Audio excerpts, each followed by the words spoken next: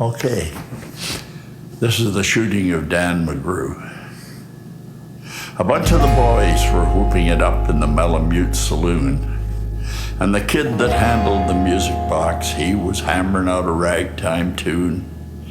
And back in the bar in a poker game sat dangerous Dan Magroo, and watching his luck was the light of his life, the lady known as Lou.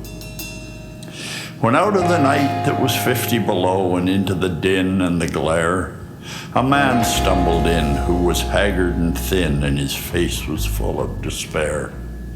He looked like a man with a foot in the grave and was scarcely the strength of a louse. Yet he tilted a poke of dust on the bar, and he ordered drinks for the house. No one could place the stranger's face, though we searched ourselves for a clue. But we drank his health, and the last to drink was dangerous Dan Magroo. You know, sometime you meet a man who just holds you in a spell, and such was he. He looked to me like one who had lived in hell, with a face most hair and the dreary stare of a dog whose day is done. As he watered the green stuff in his glass, the drops fell one by one. Then I got to figuring who he was, and I wondered what he'd do.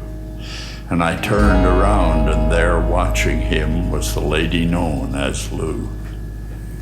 Well, his eyes, they went rubbering round the room, and he seemed in sort of a daze, till at last the old piano fell in the way of his wandering gaze. The ragtime kid was having a drink, and there was no one else on the stool. So the stranger, he stumbled across the room, and he dropped down there like a fool. In a buckskin shirt that was glazed with dirt, he sat and I saw him sway. Then he touched the keys with his talon hands. My God, but that man could play. Were you ever out in the great alone when the moon was awful clear? When the icy mountains hemmed you in with a silence that you most could hear? And only the cry of a timber wolf as you camped there in the cold. A half-dead thing in a stark-dead world, clean mad for the muck called gold. While high overhead, green, yellow, and red, the northern lights swept in bars. Now I have a hunch what the music meant. Hunger and night and the stars.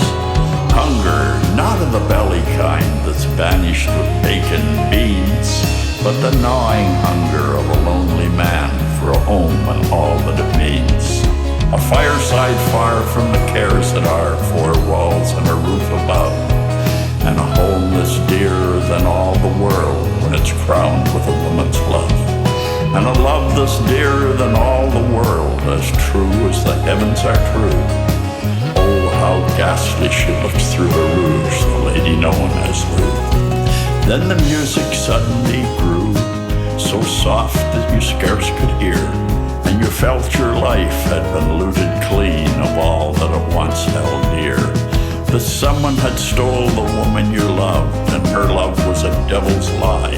That your guts were gone, and the best for you was to crawl away and die. The music almost died away, then it burst like a pent-up flood.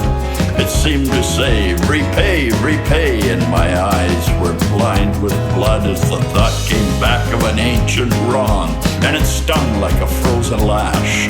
Then the lust awoke to kill, and the music stopped with a crash. The stranger turned, and his eyes they burned in the most peculiar way. In a buckskin shirt that was glazed with dirt, he sat, and I saw him sway. His lips went in a kind of a grin, and he spoke, but his voice was calm. Boys, said he, you don't know me, and none of you care a damn. But I want to state, and my words are straight, and I'll bet my poke they're true, that one of you men is a hound from hell, and that one is Dan Magroo. Well, I ducked my head when the lights went out, and two guns blazed in the dark. A woman screamed and the lights came up, and two men lay stiff and stark. Pitched on his head and pumped full of lead lay dangerous Dan Magroo, while the man from the creek lay clutched to the breast of the lady that's known as Lou.